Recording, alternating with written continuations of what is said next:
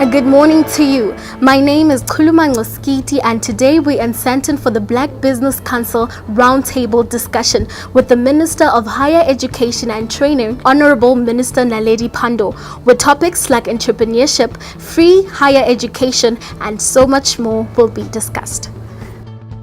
Welcome the Minister to come and address us, and then we'll have an engagement after that. Minister.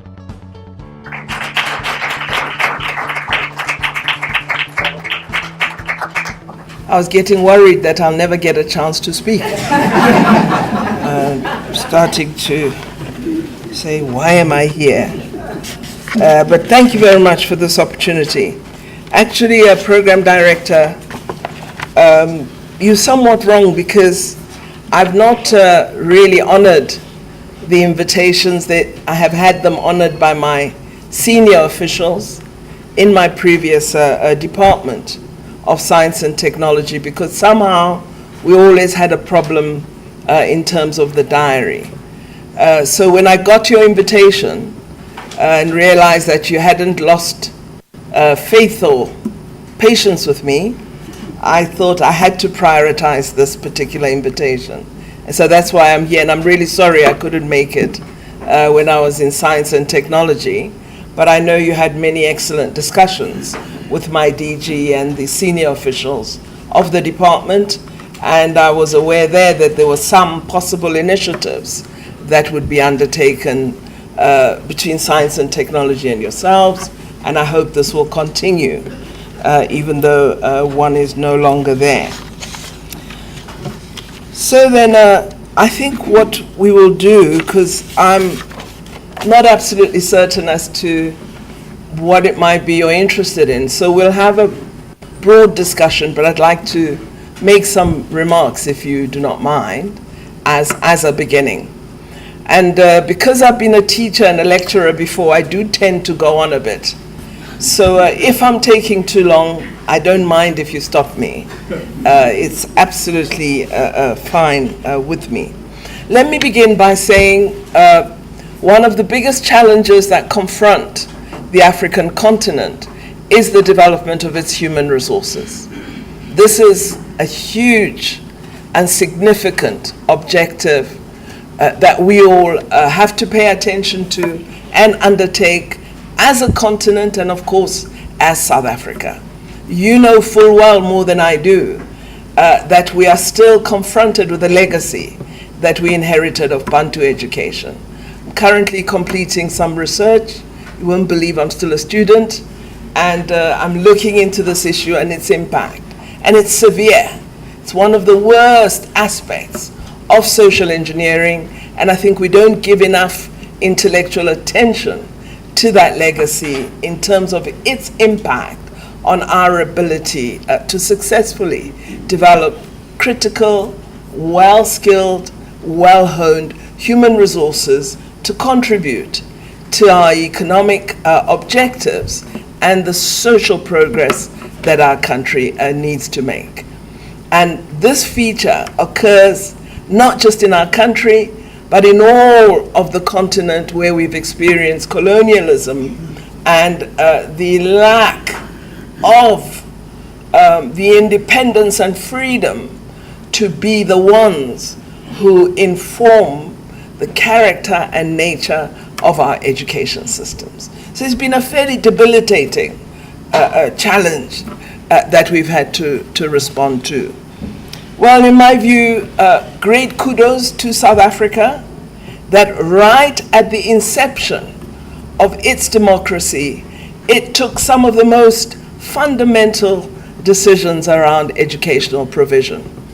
And the fact that in the first speech of Nelson Mandela, he announced comprehensive compulsory education for the children of South Africa. This is most unusual at the inception of democracy in any society, and we are fortunate that that bold decision was taken, because now what we need to deal with is really how do we get good effect out of that important step, because at the basic education level South Africa has achieved two very important things.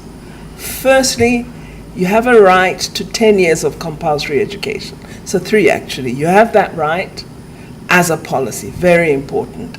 The second, because of that very important decision, we have achieved universal access to schooling in 24 years of democracy.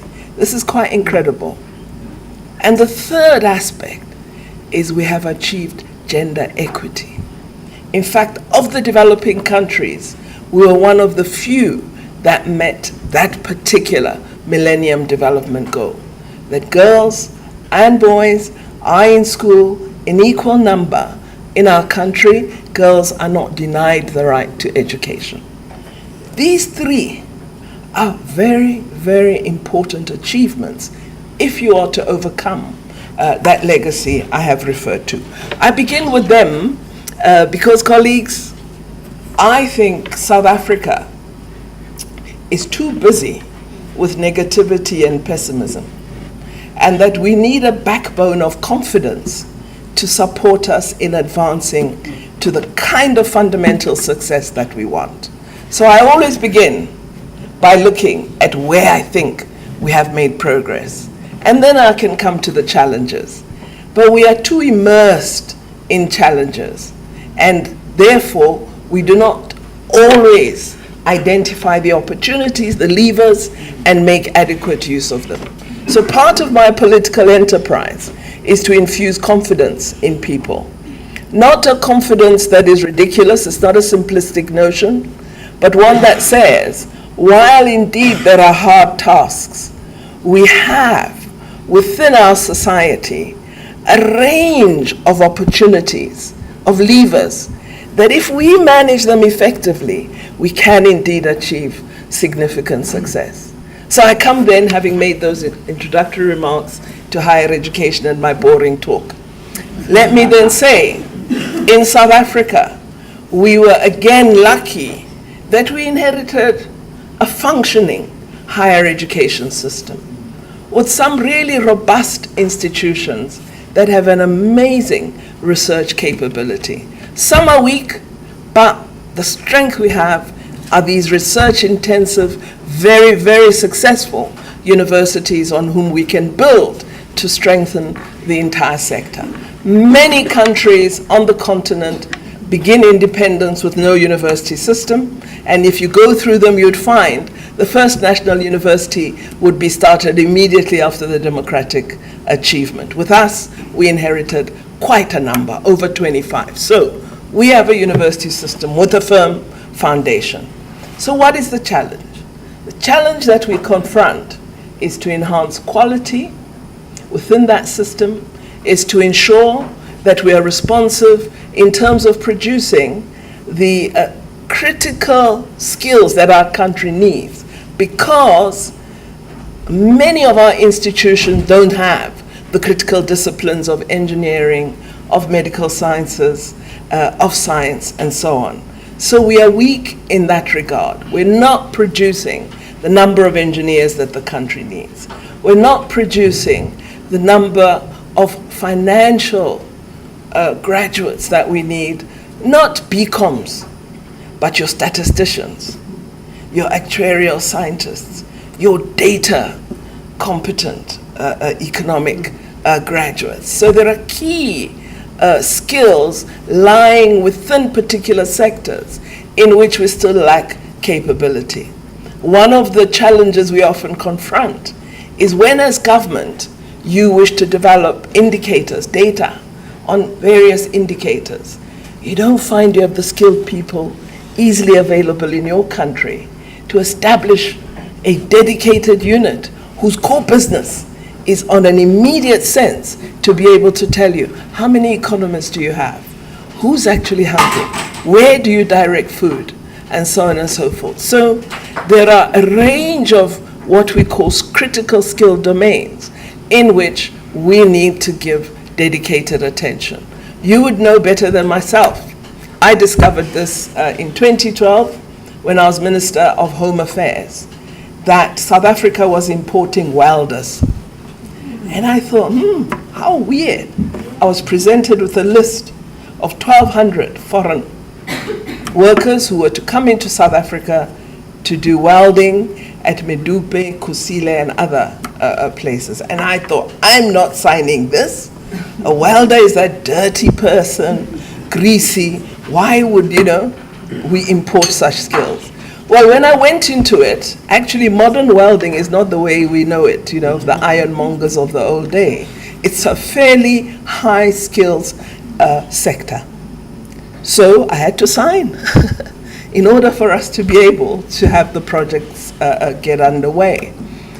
So we need to be looking at how we address these areas.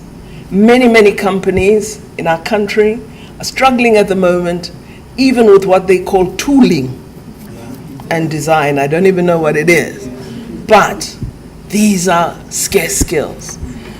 And they are scarce skills because they were not areas that were available for access for the majority of the population of our country. So there are new areas in which we need to build more and more skills, and I'll talk about some of what we're doing there. So what had happened was about entrepreneurship as higher education and training. Now, I must say that entrepreneurship is not my mandate as the Minister of Higher Education and Training. My mandate is universities, it is colleges of vocational education and training, it is CETAs, it is the National Skills Fund and the National Skills Authority. Those are my babies, and that's what I work with. But I cannot, as a minister, neglect the objectives that our country intends to pursue. So knowing that we need to build a far stronger base of small, medium, and micro enterprises, I must have an interest in entrepreneurship, and I must look at how our institutions support this particular aspect. So what we've done is, in terms of the post-school sector, we've now created a 900 million rand earmarked grant to support what we call university capacity development. Universities apply for funding through this grant, and the grant is a resource for seeding development or enhancing capacity and providing space for innovation and testing of ideas to support students who are enterprising students in our universities particularly, and our universities of technology. We also, through this grant, allow staff to have access, as well as universities that have created startup companies. You may know, in terms of innovation, that Massachusetts is one of the richest states in the United States of America, because primarily of two universities, Harvard and Massachusetts Institute of Technology, MIT. Through those two universities, Boston has established 1,100 startup companies coming out of research of those institutions. 2 years ago, I was most excited when I was celebrating Wits University establishing 2 startups. So we need, as South Africa, to do much more about utilizing research in our institutions to support the creation of new innovation-led businesses. It's one of the critical factors that our country must attend to. So this grant that we have created is part of that. So what we do is we look to the grant establishing partnerships or collaborations between the generators of ideas in our institutions and industry, the private sector out there. We are working through what we call the Entrepreneurship Development in Higher Education program to provide access to this grant. We began the grant with the support of the University of Johannesburg because we became aware that the University of Johannesburg understood fundamentally the need for us to do more about SMMEs and about entrepreneurship in our country. So you would know that the Soweto campus, for example, of UJ has a particular focus on enterprise development. So we worked with them to really give us a key criteria that should be part of this university capacity development grant that we've created. The program has three main focus areas: entrepreneurial students, as I said, entrepreneurship in academia, and entrepreneurial universities. Those are the three categories we would be focused upon. The program was launched in March 2017 at a student entrepreneurship week, which took place in all university campuses last year. So we've already entrenched the notion of student entrepreneurship as an activity with universities in our country. We think this is a very important program, which we hope will support increased job creation and enterprise formation through the higher education system in our country. Our Organization of Universities, USAF, has agreed to host the program at their offices in Hatfield, in Pretoria, and we're currently developing processes to set up a permanent office which will coordinate activities across the university system. So it's going to be a really, I believe, significant intervention in enterprise support. I have been especially impressed by the success of many young South African entrepreneurs and innovators who have taken advantage of the booming opportunities, particularly in the tourism industry, and many who are working in the mobile industry sector. This set of students are also investing in renewable energy. There are many young people involved in solar, some taking an interest in hydrogen fuel cells. So you're seeing very exciting attention to innovation and the opportunities for enterprise formation among young people. And I would say to all of us, what we need to begin to do is pay more attention to young people. Because, you know, some of us, like I'm 60-something, 63, it's very difficult to get a new idea out of me. But that 23-year-old out there, they're thinking all the time. They're looking at technology, they're looking at the world, and they're coming up with ideas. The number of young people who are actually ready to establish an NPO that can help our young people succeed in mathematics is immense. But they can never get funding to make that NPO successful, because we don't see this as a business activity. We need to change the way we think and start to become modern, because opportunity is out there. But we are so mired in, oh, I want to get rid of Comrade Naledi. I want, you know, that we forget, that we really forget to look out for opportunity. So I think we need to accept that it's going to be our local innovators and entrepreneurs who will ultimately create the millions of jobs that we need to grow an inclusive economy. I was astounded last year to meet 5,000 young people who say they're graduates from universities in the Eastern Cape, and they say that they can't find jobs. How is it possible that a graduate can't find a job? And they were demanding that the Eastern Cape government must employ them. They weren't saying, we want to start enterprises, we're keen on this. And we need to change the mindset. And they got very angry when I said to them, part of what we need to do is get young people to begin to say, I'm not going to be working for someone, I'm going to create jobs for others. So it's a whole mindset shift that we need to inculcate. But it's easy to say, more difficult to do. We need to have resources attached to it. We need to have dedicated institutions, and we need to execute in a very well-structured and careful manner. You would have read from the Global Entrepreneurship Monitor that early stage entrepreneurship is very low in Africa in comparison with other similar economies throughout the world.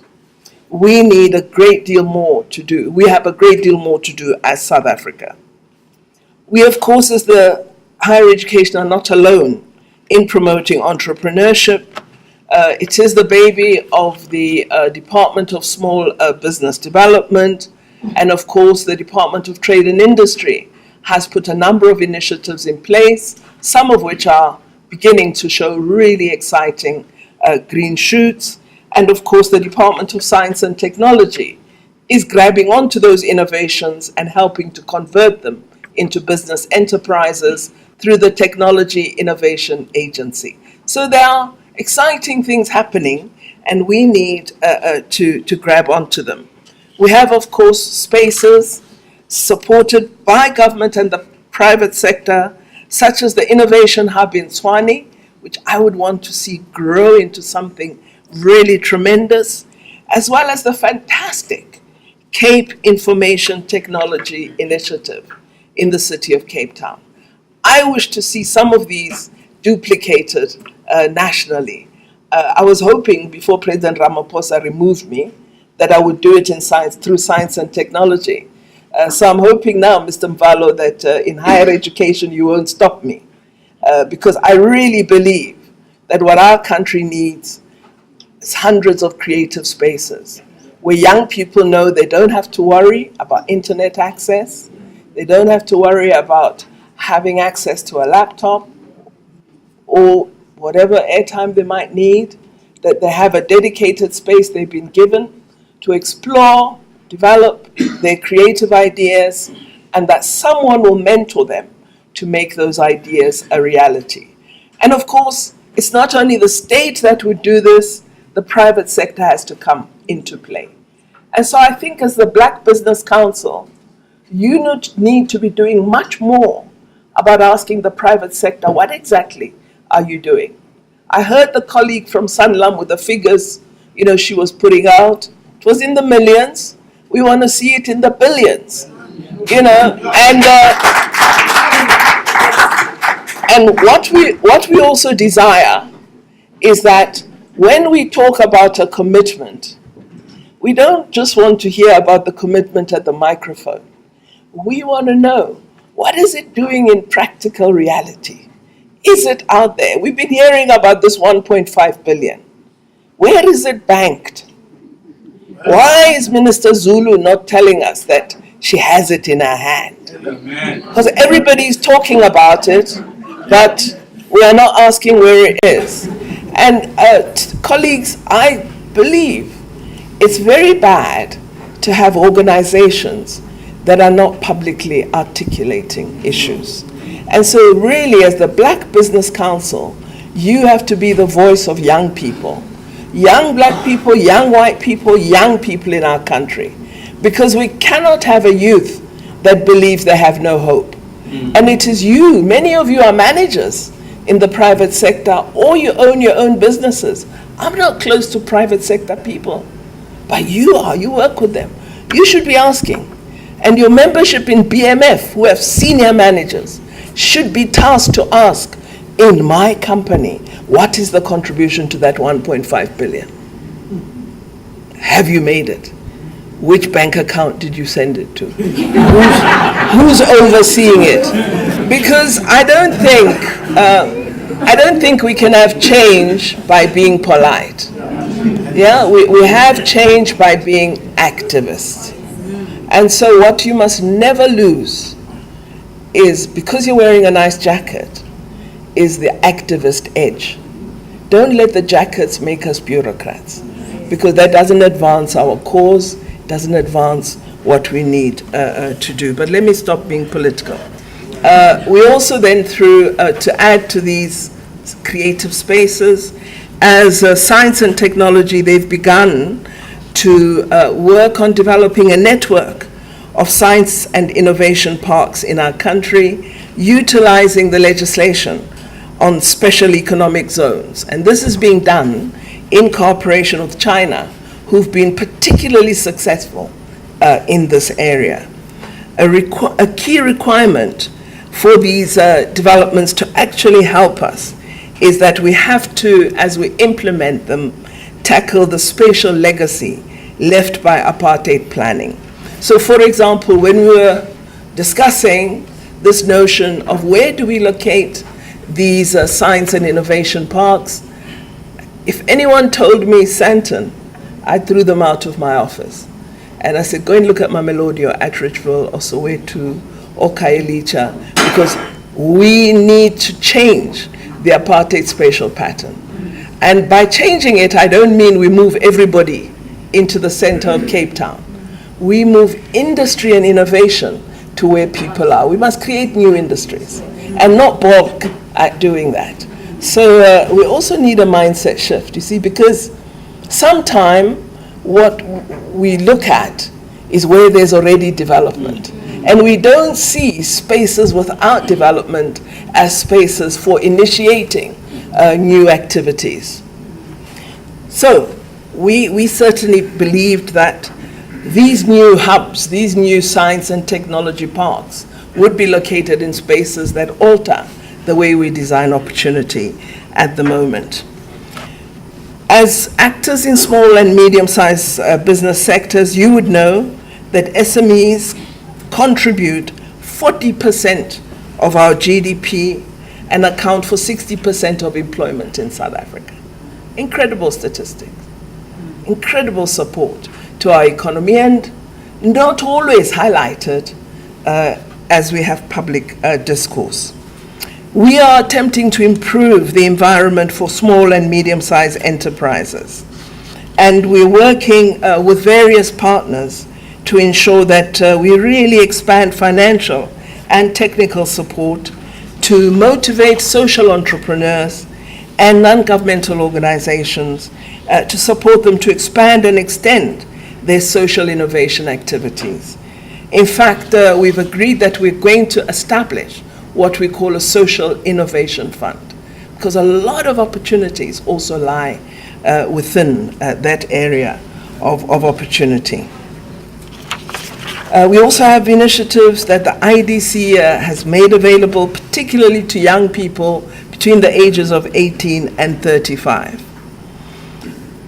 We also have got work that we're doing through microfinance institutions or our network of agencies such as CEDA, which also provide non-financial support, because sometimes we think it's all about resources, but it's also about management, it's also about skills, so it's also a different set of mentorship that needs to be provided. And I think if we think it's just getting the loan and then you move, I've learned from young entrepreneurs, they've told me that I did get a first loan, but I used it for the wrong thing. I did have the initial success, but I celebrated too quickly. So that issue of mentorship, of support beyond the resourcing, is an important aspect that we should address. Now, I was also asked about the CETA landscape. Well, at the moment, we have the Skills Development Levy. It's 1% of payroll, and we collect through National Treasury and Revenue about 17 billion a year through that 1% levy. And I see from recent statistics that it's actually in decline because of the economic challenges we've had. So that 17 billion is going markedly down, and it is a worrying aspect that we need to pay attention to. The skill development levies, unlike other taxes, are earmarked to be spent on skills development only, and we administer the payment and use of those funds through the CETA system, and some of it, a small proportion, as support for university students through the National Student Financial Aid Scheme. On the National Skills Development Plan, I have approved a framework for the National Skills Development Plan, but I believe much more work needs to be done. I've found that the plan that was presented to me when I assumed office is too aspirational, too narrative-oriented, and I want a much clearer plan, because to me, a plan is about something you execute. It's not about what you wish for. So I've sent it back, and said, come back to me with practical programs, clear timelines, funding, so that I know when I hold you to account, what did I expect you to execute? So it's still in the process of being worked on in order to assist me to finally sign it off.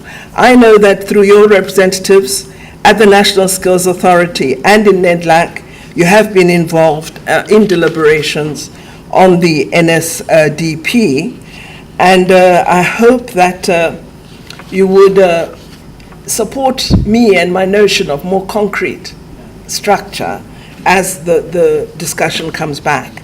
I've said to my department what I want them to do is have further engagements at NEDLAC to seek consensus on the practicalities and the contribution of all social partners to steer, drive, and implement the objectives in line with the National Development Plan and our National Skills Development Plan.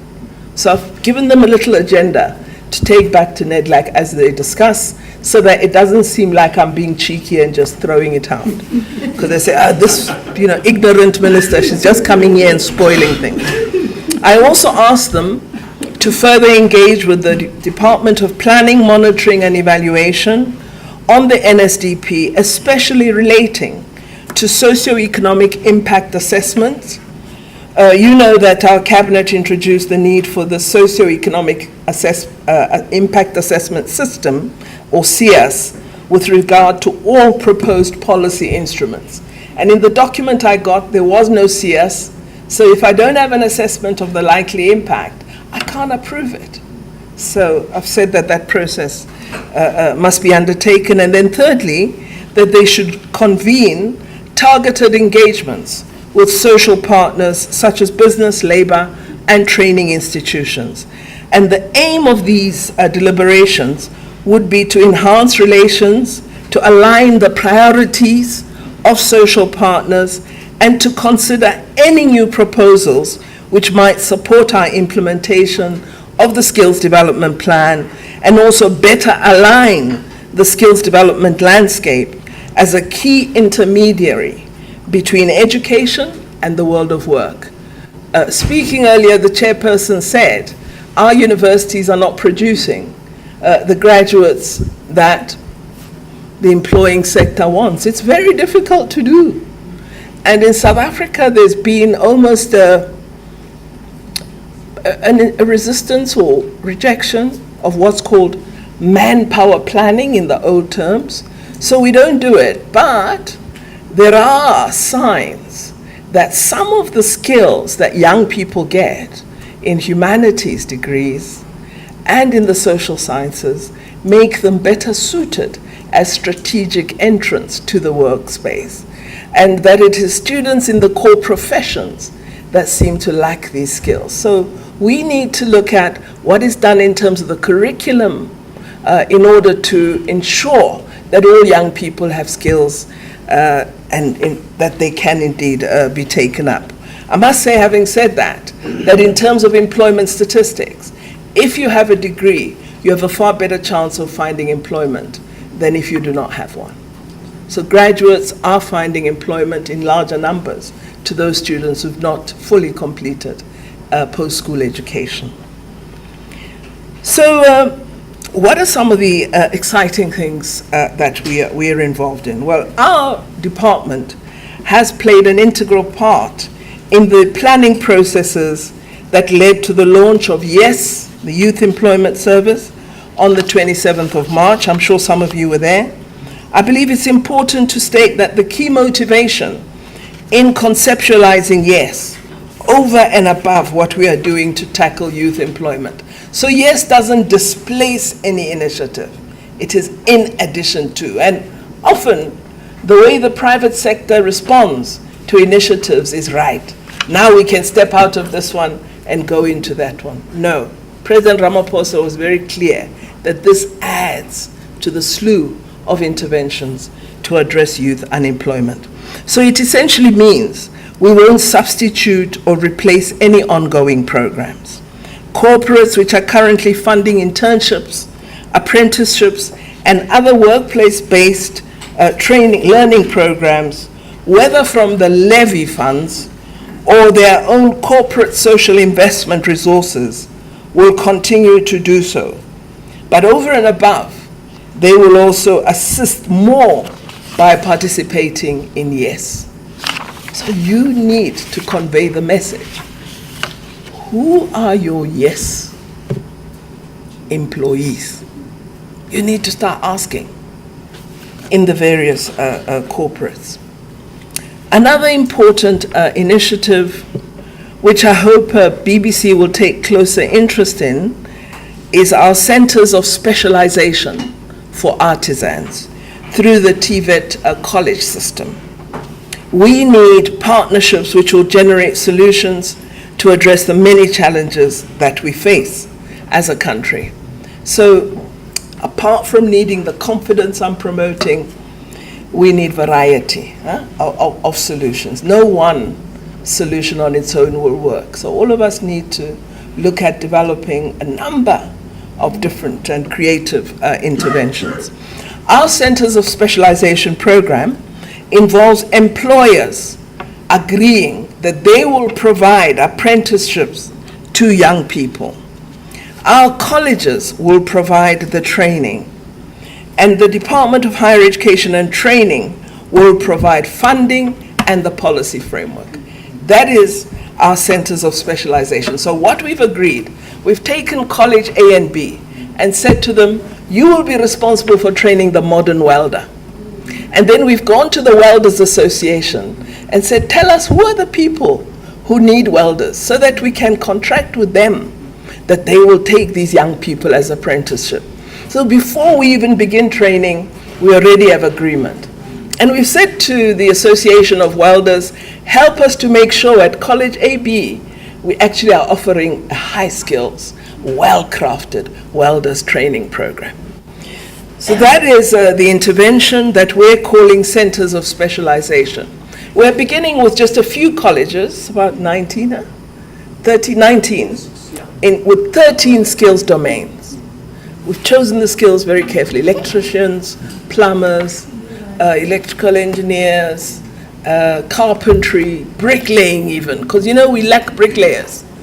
You see some of the houses collapsing. It's the way the bricks are laid.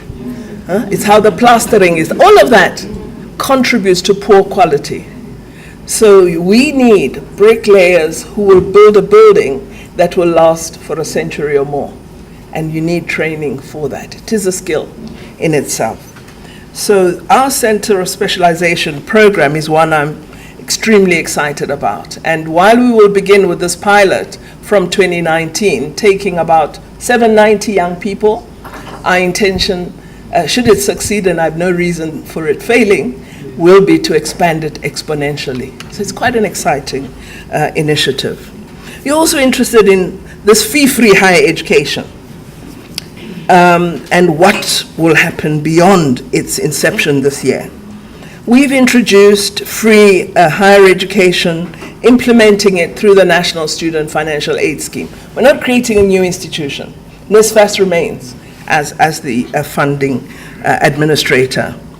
The funding is for poor and working class students who we've defined in a particular way. We're calling this scheme very deliberately a bursary scheme because there are conditions that we intend to attach to it, such as you will pass your courses at a minimum percentage. You will do some community service, and so on and so forth. You will work in South Africa. So we're defining the policy instrument, and it will be part of the undertaking that the beneficiaries make. I believe it's important to state that tuition fees by parents who can afford to pay them remain a critical part of the funding of higher education. We don't have the resources in South Africa to provide 100% for everybody, whether you're a millionaire or the poorest in our country. So we do need your support in saying, for those of us who can afford to pay, please, those of us who can afford, and we have proof for we will make the funding available. But there's no reason, how amukela 700,000 really, you know? So we are really saying, can we have some sense of ethics, and not try to outdo the system by becoming rich cheats? You can understand if a poor person tries to be a bit, tricky or whatever, maybe they can't find another way. But when rich people are dishonest, it's tragic. It means your country is sinking. So really, we are supporting those from homes that have an income threshold of joint family income of 350,000 rands. So we've begun, and we had very, very short time in which to plan. You remember the announcement was made December 16. Then we had to get the policy and all the processes underway. So we are still working on further policy details, which we will announce as we complete them, I hope by the middle of this year. Some of the issues we need to determine are, what are these conditionalities that I'm talking about? What form of policy on allowances? You see some students say, I'm in Johannesburg, I need so much money. Another one says, I'm in a rural area, there aren't many resources, I need that amount. So we're looking at making sure we have a clear policy, and particularly a policy on student accommodation, because that is one of our big challenges, especially in our distant rural-based universities. And then the whole issue of eligibility, particularly on academic grounds and so on. This is a very important, I believe, intervention that government has created. In fact, I regard it as revolutionary. I think it's an immense step by our government. The students will be able to access bursaries and subsidies to fund their full cost of study at universities.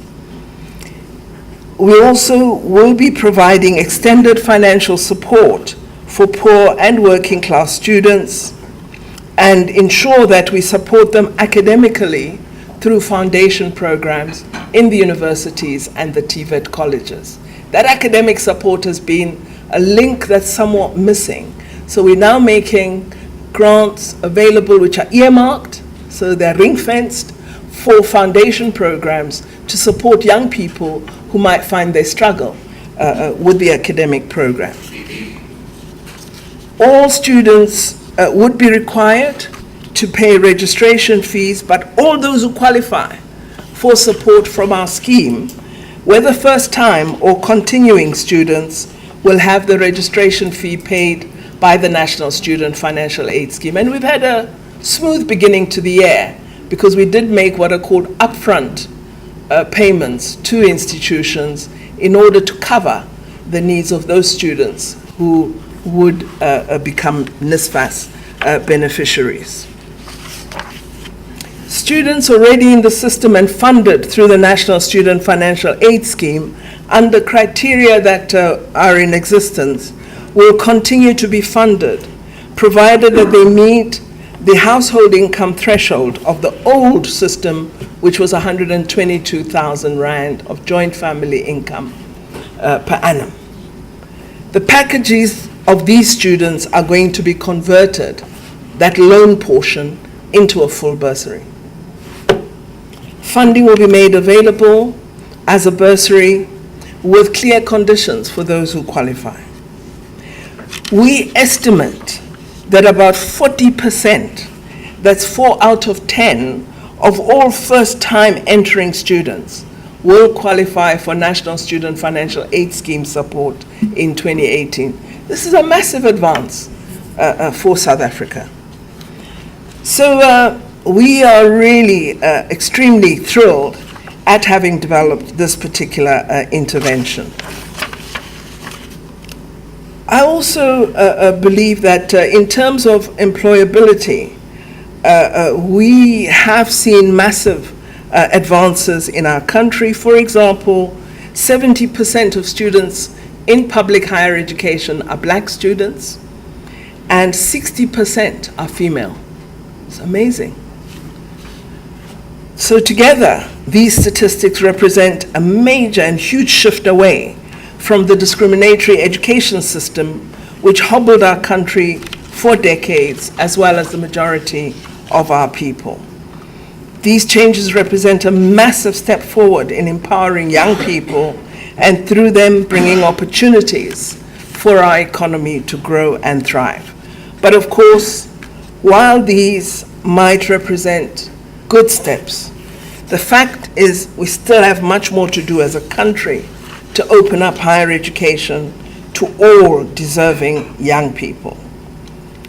We also have a problem in that our post-school education system is very geared toward university education.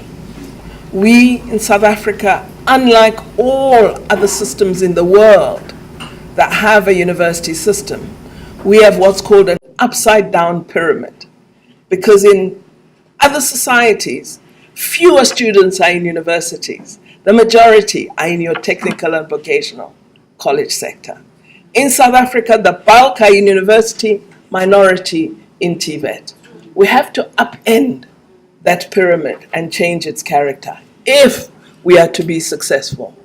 And that's why we are investing in TVETs, so that, as my former colleague Minister Naledi said, TVETs must become institutions of choice. You know that when we were young, you would aspire, I must go to university. And even in the family, everybody would be looking forward to you going to university. But actually where we should have been sending our young people is to the technical and vocational. Those are the skills that we need. Those are the people who will begin enterprises. Those are the people who can start their own businesses. I never forget meeting a young man while I was doing door-to-door in Gugulethu in Cape Town. And I knock on the door and he comes out and he's wearing a vest. You know those vests men wear? He's wearing a vest and sort of shorts. And so, as an older person, I start shouting at him, "You, goe kanje? Kulate kangaka? Uya emsebenzini?" So the chap looked at me rather cheekily and he said, "Ndiyasebenzela." So, feeling quite embarrassed, in a rather quiet voice, I said to him, "Wenza ntoni?" So he said, "Ayibona 11." So there was a white 4x4 Hilux there in the parking space. So I said, "Ndiyayibona." He said, "Even yam." So I said, "Oh, okay." That's why I'm trying to be a cock and pan. So